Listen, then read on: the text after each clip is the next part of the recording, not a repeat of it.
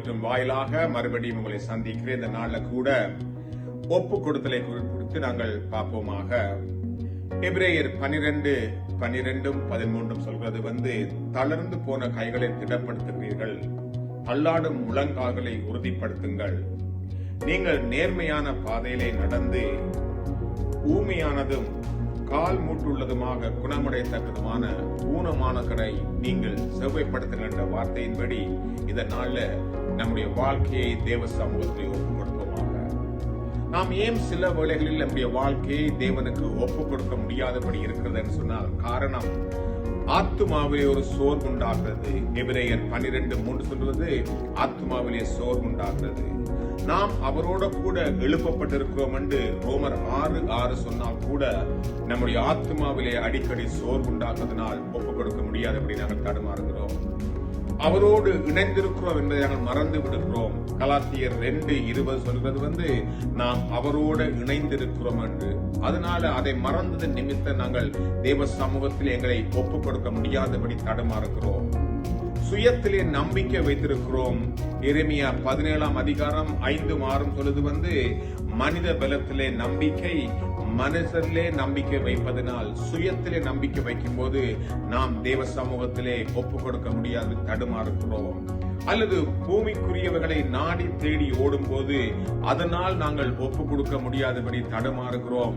நீங்க பார்க்கும்போது லூக்கா 15 ஒரு மனுஷனுடைய வாழ்க்கையை பார்க்கிறோம். அவனுடைய வாழ்க்கையில அவன் தூரதேசத்துக்கு போனது நிமித்தம், பூமிக்குரிய காரியங்களை எதிர்பார்த்தது நிமித்தம் அந்த உறவிலே விரிவு ஏற்படுகிறதை பார்க்கலாம்.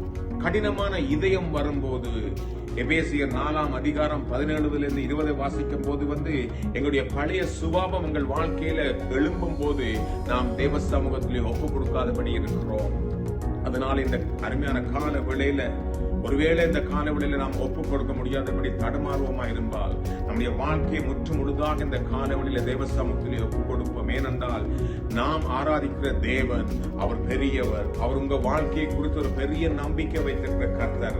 நம்முடைய வாழ்க்கையை குறித்து மேலான காரியங்களை செய்ய விருப்பமுள்ள தேவனாய் இருப்பதனால் இந்த கால வேளையில் அவர் சமூகத்திலே ஒப்புக் கொடுத்து ஆண்டவரே நான் ஜெபிக்க வேண்டிய காரியங்களை கற்றுக் கொடுக்க, ஆவிக்குரிய சோர்வுகளை அகற்றி போட, தொடர்ந்து ஒரு பலத்தை கர்த்தர் கொடுக்கும்படியாக தேவ சமூகத்திலே ஒப்புக் கொடுப்போம். கர்த்தர் நம் நிலைமைகளை மாற்றுவாராக. ஜெபிப்போமாக.